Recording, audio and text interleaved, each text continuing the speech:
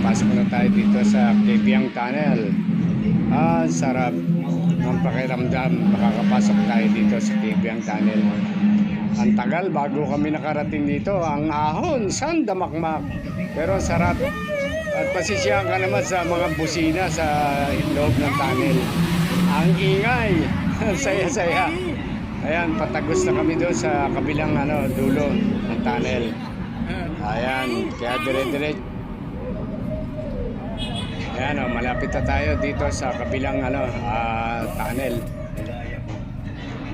Ayan, doon tayo. Doon tayo lalabas sa kabilang dulo. Ang saya-saya, ang sarap, sulit ang pagod.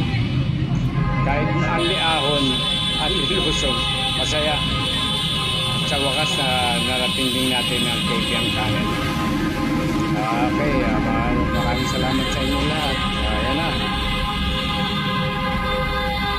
Ayun, narinig nyo? Ang lakas ng busina.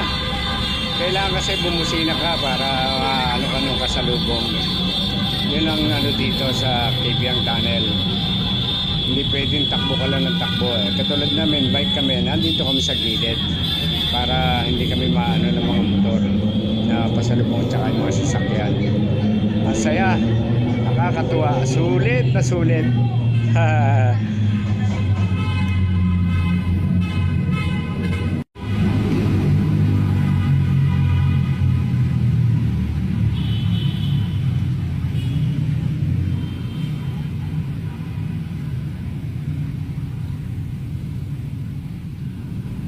Ayun, nakarating na tayo dito sa pinakang dulo.